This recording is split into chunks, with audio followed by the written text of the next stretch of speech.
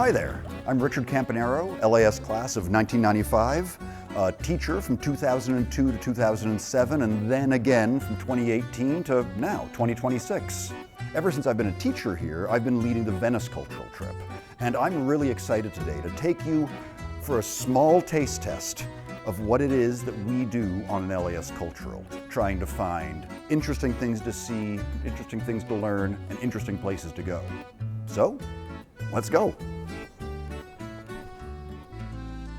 So welcome to the Campo of San Giacomo del Rialto. And the reason I always like to bring students here is because this square is really important for the history of Venice. In 421 AD, according to the story, on the 25th of March, according to the story, at noon, according to the story, some officials from the city of Padua landed on what was called the Rivo Alto, the high bank of this little canal that was in the middle of a very swampy lagoon. And they founded a church. And that church is supposedly the oldest one in Venice. Now, please note that this is all Venetian history and therefore is very open to interpretation and questioning. This is also the center of some of the first banks in the world. Actually, when we think of the word bank, it actually comes from banca, which is just a bench. And at those benches, those banks, sat the bankers. And for those of you who are of a literary bent, you can look over at the other side of the square from San Giacomo and you'll see a little figure kneeling with a big rock on his head, which is called Il Gobbo di Rialto. It's like the goblin of the Rialto. And Il Gobbo was the place where if you wanted to pass a law in Venice during the Republic, all the laws would have been read from that little rock. Otherwise, the law was not official. It's amazing to be in a place that hasn't really changed since, well, arguably the 16th century. So, welcome to Campo San Apollinare. This is just a normal campo in Venice. Every main square in Venice, with two exceptions, is called a campo, not a piazza. There's one piazza in Venice, the Piazza San Marco. There's one piazzetta, which is a small piazza, that's the Piazzetta San Marco. Everywhere else we have campos. Now a campo means a field, because when Venice was being built, these were muddy islands. And all of these little open spaces were actually open fields. It's where people would grow their food. And in the middle of every campo, most importantly, is the wellhead. Underneath the campo, they'll have made a big pit, okay? In that pit, they fill it with sand and gravel. When they fill that pit up then with sand and gravel, they put paving stones over the top. And in almost every campo, you'll see these white Istrian stones that form a border around the well. And you'll see little places where water can go down through that stone. What happens is the water goes down, filters through the sand, and then is pulled up by the people who live in that place from the well. All of the rainwater, meanwhile, gets guttered into the campo, not away from the campo, so that all the rainwater that falls on this place can get used for drinking. And so what you have is actually a really well-developed system of civic engineering based on water retention, water use, rainwater use, all of course centered on every single campo. So every single neighborhood would have its own wellhead. By the way, tampering with a wellhead, capital offense. You'll probably end up head down in Piazza San Marco.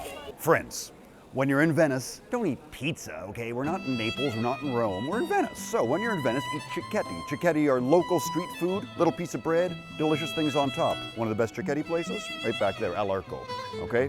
Very good. So those of you who've been to Venice with me before may recognize the Frari Church. This is an amazing place. Gothic, brick, unlike a lot of churches you'll see in Europe, of course, that are built out of stone. And those of you who are with me here may remember that I always go on about how brick is a lot lighter than stone, and when you're building on a swamp, you don't want to be too heavy. Inside, you have everything from really old, like late medieval art, Paolo Veneziano, those kind of guys, all the way through your Bellinis, that was the founding family of the Venetian Renaissance, through to Giorgione, and then to Titian, and even some Tintorettos in there. The main show in here is Titian's Assumption.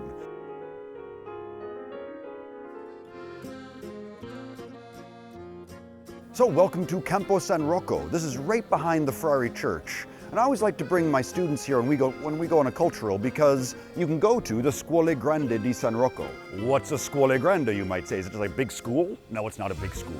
What it is a charitable fraternity. So it's kind of like the Rotary Club or the Shriners today, a place where people can just get together, raise some money for a good cause, and hopefully do some charitable work for the community. Now, in the days of the Republic in Venice, so again, that goes from around 880 to 1797 when Napoleon pulled the whole thing down, it wasn't just a question of having a republican government.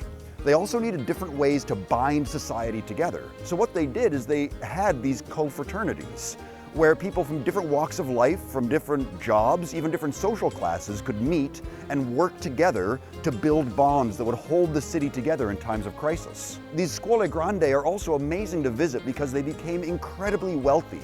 This one lasted well over 500 years. And in those 500 years, they decorated the interior in the most extravagantly Venetian way they could. What they did is they got Tintoretto, one of the most famous Venetian masters of the late Renaissance, going into Mannerism. And they got him to come in, and he painted an enormous cycle of canvases in here. And each of those canvases is encrusted in this giant gold frame, which is just incredible. And it's not just one canvas in a room. Go in, you'll see what I'm talking about. If you've been to Venice with me, you've no doubt decorated a mask or two. Welcome to Camacana, the mask shop that we always do our decorating at. We'll pass the workshop a little later when we're at San Barnaba, Campo San Barnaba. But for now, good to notice that, of course, Venice, the home of masks. Remember that at the height of the Venetian Republic, you could wear a mask when you were doing anything, including going to cabinet meetings. If you were part of the government, you would still wear a mask. In that case, it was a mask called il volto, which is the mask with sort of a straight line that comes down from the nose. Best thing about il volto, you can still smoke a pipe or drink a drink while you're wearing it.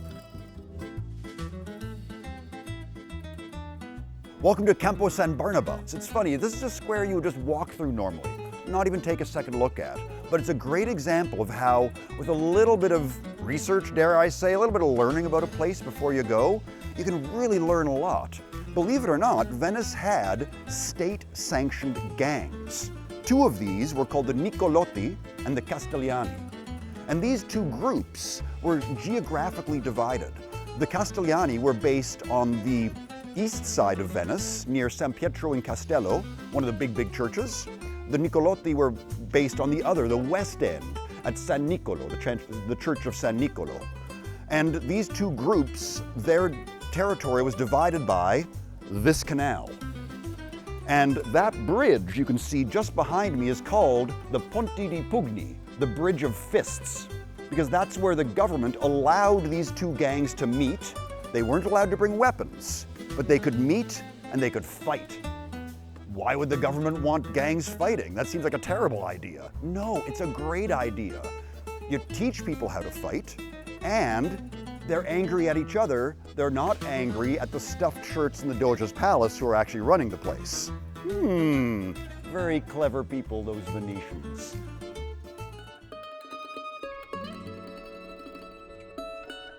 Here we are, right outside the church of San Trovaso. Why are we here? Well, the first reason is a great cicchetti place is right across the canal. The Cantina Schiavi, very tasty. The only warning I'm going to give you, if you bring it outside, be careful. The seagulls are predators.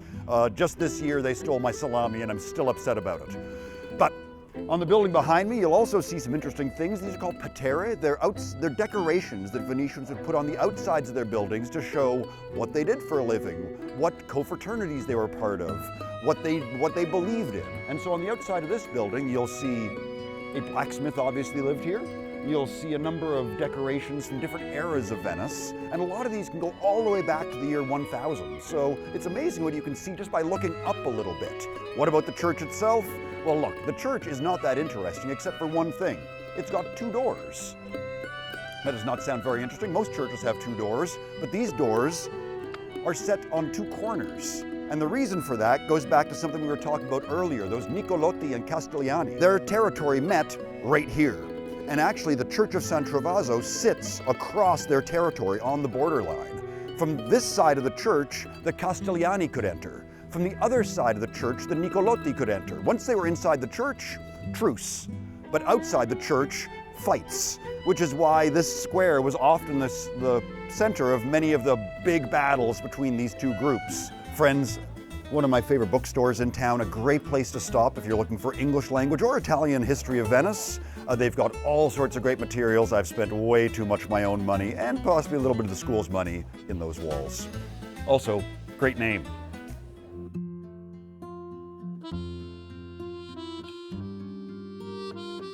So right behind me, you'll see the Accademia.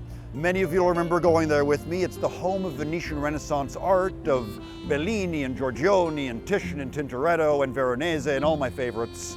Right over here, it's also in one of those old Scuole Grandi. Remember those confraternities that I talked about?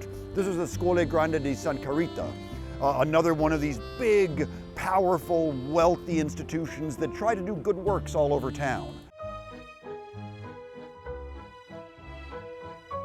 Well, when in Venice, you can't help but think about gondolas. They're so Venetian, you'll even find them in Las Vegas. Next to me, you'll see two classic Venetian gondolas. You'll notice, first of all, they're both black. Believe it or not, that's by law.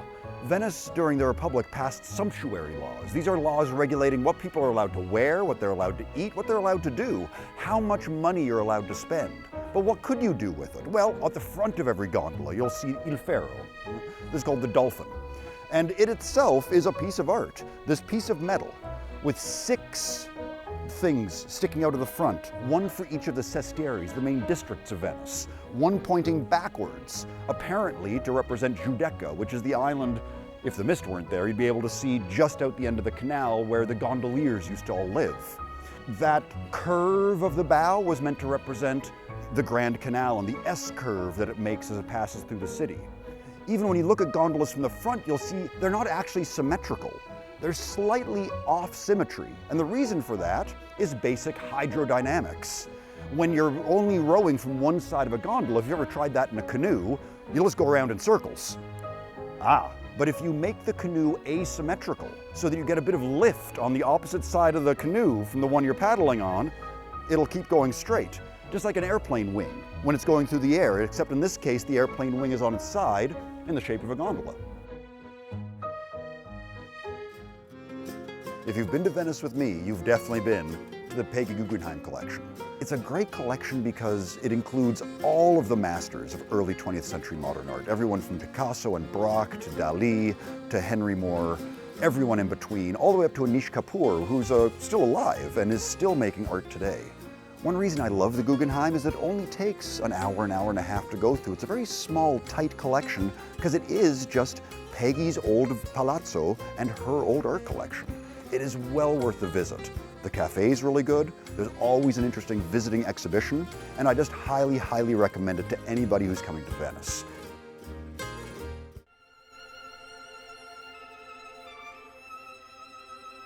In 1630, Venice was having a tough time. It was fighting the Ottomans on the island of Crete. It had another 20 or so years to go of a major siege there. And it was fighting the plague here in the city. Between 1630 and 1631, it's thought that about 60% of the population of Venice died. The Venetians responded to this with their normal steps. They quarantined people, the quaranta. They sent around the plague doctors in their long robes, their long-nosed masks filled with essential oils and herbs, and of course their stick with which to poke people so they didn't have to get too close. They did all of these things, but the plague did not go away. So what did they do? They promised God that they would build a magnificent church if they were delivered from the plague. Lo and behold, only a few months later the plague went away. Therefore, it must be due to those prayers. And so we have the Church of St. Mary of Health, Santa Maria della Salute. This was built directly after the plague and is one of the most magnificent Baroque churches you'll see in all of Venice. So, little did you know that quarantine is actually a Venetian concept. It comes from the quaranta, which is the 40 days that ships would have to stay isolated from the city before they were allowed to drop off their cargo. Why did Venice do this? Early public health. Here we are at the Basin of St. Mark, a great place to learn about history by looking at art and architecture. Behind me you'll see 2 tall columns. On the tops of those columns are a couple of saints. When Venice was first founded, it was founded as a refuge from the invasions that were happening in the Western Roman Empire at the time. People would come into the lagoon to be safe. Eventually, when a small settlement was founded here, management of the lagoon was taken over not by Rome, not by a Frankish kingdom, but by Constantinople, by the Eastern Roman Empire. And Venice actually became an outpost of the Eastern Roman Empire. And so its first patron saint was Saint Theodore, the guy you'll see up at the top of this column, who was stabbing an alligator in the head. Around the year 800, Venice started to become more independent. It started to become wealthier. It started to trade goods from Constantinople into the Western Europe, especially into the Empire of Charlemagne. At this time, Venice wanted a new patron saint, somebody who wasn't an unknown like Saint Theodore, no offense Theodore, but someone who was famous, someone whose name would really carry weight. Rome had Saint Peter. Everybody knows Saint Peter. Come on, you are the rock upon which I will build my church. So what did they do? Well, they went to Alexandria, their main port of call in Egypt, and they found the body of a little-known saint named Saint Mark the Evangelist, who wrote one of the books of the New Testament. They stole his body out of the church there, they shoved it into a barrel of pork so that the Muslim customs inspectors would not check it at the port. They smuggled it out of Alexandria, brought it to Venice, and around the year 800, the Venetians built an amazing church to house that relic. That's how Venice went from having Saint Theodore as its patron saint to Saint Mark. You see, architecture can teach you something about history.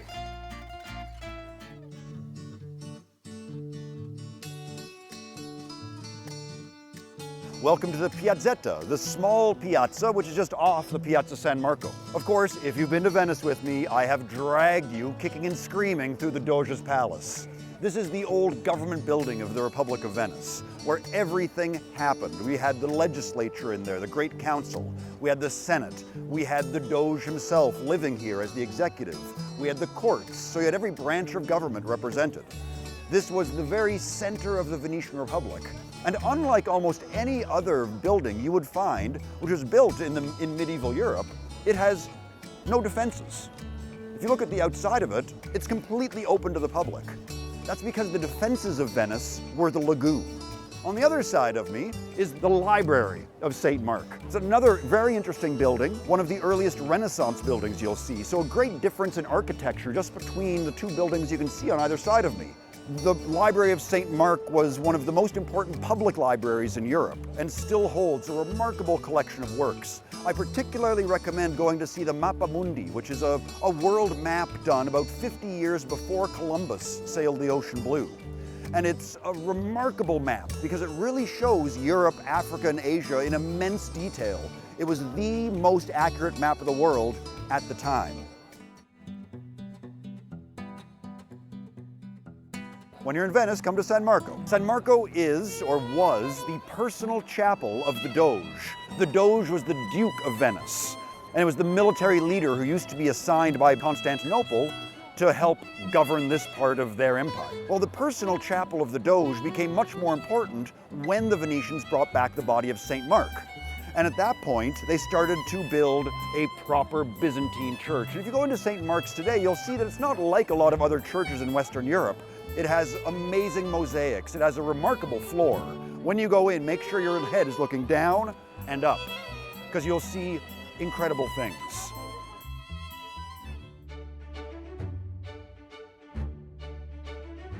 From here in front of the Doge's palace, you have a great view of San Giorgio Maggiore, the beautiful church on the island you can see behind me. Designed by Andrea Palladio, this is one of the most revolutionary church designs in Venetian history because it was one of the first to use a Roman temple motif to decorate the front of the church. When this was first created, Venetians were scandalized. They looked at it and thought, what is this thing, this immense mass that's growing out of our lagoon? Of course, since then, it's become one of the most popular places to visit in all of Venice. Between us, it's also a great place to go if you want to get a picture of Venice itself, because from that island you have a remarkable view of the Piazzetta, the Doge's Palace, the Campanile, and St. Mark's. Also inside, you can also see some great art exhibitions during the Biennale, so highly recommended.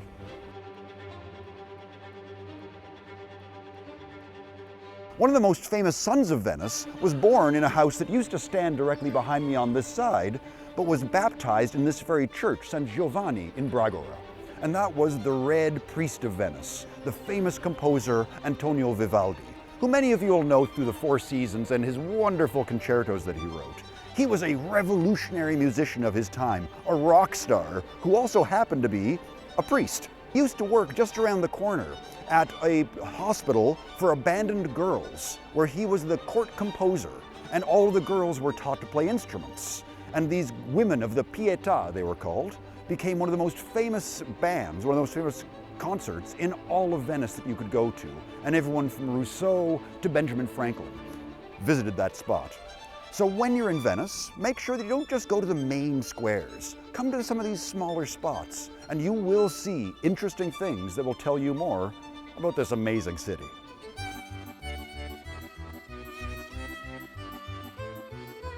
A great example of the Arsenale's ability to mass-produce ships was when Henry III of France came to visit. Now this was back in the 15th century, and he came to visit to see what the place was like, to see if Venice could help him build a navy. Venice thought they could. So what did they do? They took Henry into the arsenal and showed him all the pieces of a ship. Henry didn't seem very impressed by this. He'd seen pieces of a ship before, but they showed him how the process would work. He asked some interested questions, or at least pretended to be interested, and then went to a lavish dinner at the Doge's palace. When he got back, he saw a ship floating in the Arsenale and wondered where that come from. Well, before he'd gone to dinner, the Venetians had had him carve his initials into an important piece of timber on that ship, and they showed it to him. But how had the ship gone from wood to a fully built ship in a matter of 8 hours? Well, the Venetians answered, that's just how we work. They could turn out one fully equipped galley from zero to hero in 8 hours. When that galley was done, it would come through these gates, sail down the canal. Actually, at the gates itself, it would have its mast stepped. It would be given its provisions. It would sail out into the Eastern Mediterranean and start making money for the most serene Republic of Venice.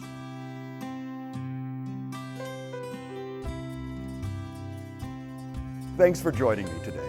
I've had such a good time giving you a little taste of what it is that we do on Culturals here at LAS. As you know, I'm a great believer in, at the end of the day, sitting down, relaxing, having a good coffee, enjoying the time with your friends, and watching the world go by around you.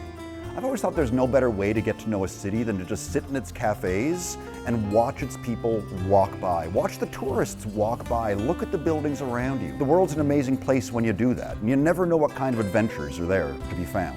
One last thing, when you're in Venice, don't forget to get lost. This city is incredible, but only if you're finding those parts of it that speak to you. And you never know when you're going to find those. I doubt they're going to be on the main tourist tracks. So make sure you go out of the way, you get lost, go down that alleyway, go towards that canal. Don't fall into it, but go find it, because there's great stuff out there to be seen. Thanks so much for being with me today. Have a good day.